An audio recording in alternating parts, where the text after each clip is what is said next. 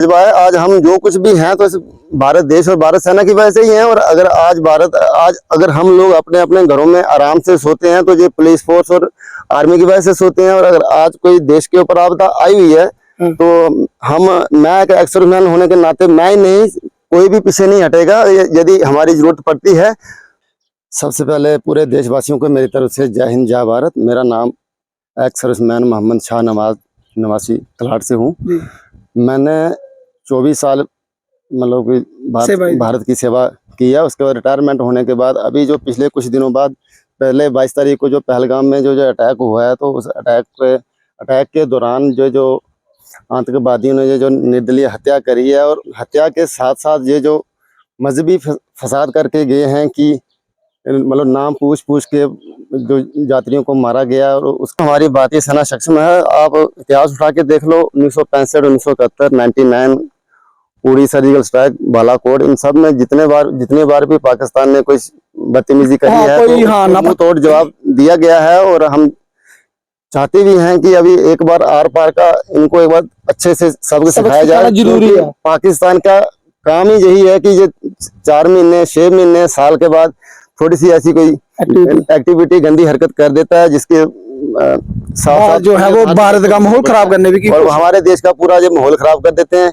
हिंदू मुस्लिम का फसाद बना देते हैं। लेकिन जबकि हमारे लोग बड़े समझदार हैं, यहाँ पे ऐसा कुछ नहीं है। सब समझते हैं कि कौन क्या कर रहा है कौन। कितने साल हुए आपने जो है वो रिटायर हुए आपको? मैंने 24 साल सेवा दी, और उसके बाद मेरे को अभी 8-9 महीने हो गए रिटायरमेंट हुए आए हुए।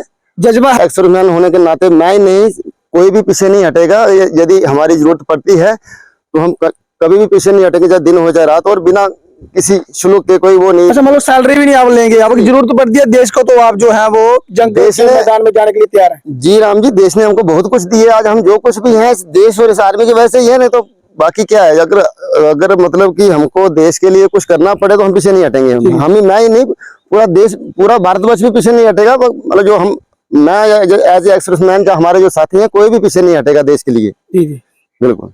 तो मैं आपको बता दूं कि ये शहनाज बाजी हैं, ये रहने वाले पौनी तहसील के हैं, और इन्होंने कहा कि अगर जो है वो पाकिस्तान के साथ आर पार की जंग जो है वो होती है तो ये अपनी सेवाएं देने के लिए जो है वो निःशुल्क तैयार हैं। और उन्होंने कहा कि खाली मैं ही नहीं, कोई भी एक्स-सर्विसमैन, आर्मी का बंदा या कोई भी डिफेंस का बंदा जो भी इस वीडियो को देख रहा है वो यही चाहेगा कि हमें जो है वो एक बार भारतीय सेना में फिर से जो है वो सेवाएं देने के लिए जो है वो सरकार कहे तो हम जो है वो आर पार की लड़ाई करने के लिए जो है वो तैयार हैं। क्या देखते हैं कि अगर कोई जंग होती है तो नुकसान जो है वो हमारा भी होगा? क्या ये जरूरी है कि एक बार जो है वो जंग जो है वो जरूर होनी चाहिए पाकिस्तान के साथ? सबसे बड़ी पहली बात यह है कि देखो, जंग ना भारत चाहता है ना पाकिस्तान चाहता है, लेकिन ये जो हरकतें करता है पाकिस्तान, तो ये क्या है कि हिंदुस्तान भारत को मजबूर कर रहा है, और मजबूर कर रहा है तो फिर इसको सब अच्छे से सिखाया जाए ताकि ये जो बार बार चोंच निकालता है इसकी चोंच बंद हो जाए। क्योंकि ये बार बार हर 2 महीने 3 महीने बाद कहीं कोई अटैक कर देगा, कहीं कोई ब्लास्ट करवा देगा, तो इस वजह से क्या जो हमारे देश का माहौल खराब होता है।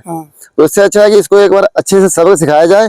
जैसे 65, 71, 99 और उड़ी सर्जिकल स्ट्राइक जब बालाकोट में सिखाया, तो उससे कुछ डबल तरीके से सिखाया जाए तो फिर ये थोड़ा सा इसको आराम मिलेगा। नहीं तो ये और 5-6 महीने शांत रहेगा, फिर कोई पंगा कर देगा, फिर कुछ कर देगा। जैसे अभी इधर भारत में शिवखोड़ी यात्रियों पे अटैक करा, तो इस तरह से ये छोटी छोटी हरकतें करता रहेगा तो बस फिर ऐसे। तो उससे अच्छा है कि जो बार बार ये चोंच निकालता है, एक बार इसकी चोंच को ढंग से ठोका जाए तो ताकि ये थोड़ा आराम करे बाद में। तो ये जज्बा होता है अपने देश के लिए, अपने देश प्रेम के लिए। और इन्होंने कहा है कि पाकिस्तान जो है वो जब जो है वो इस तरह की कायरनामा हरकत करता है और इसकी चोंच को जो है वो तोड़ा जाए। ये थे हमारे साथ पूर्व सैनिक शहबाज जी, जिन्होंने अपने विचार रखे। फिलहाल आपकी राय जो है वो अपने कमेंट बॉक्स में जरूर रखें। मुझे दीजिए अनुमति। नमस्कार, जय हिंद, जय भारत।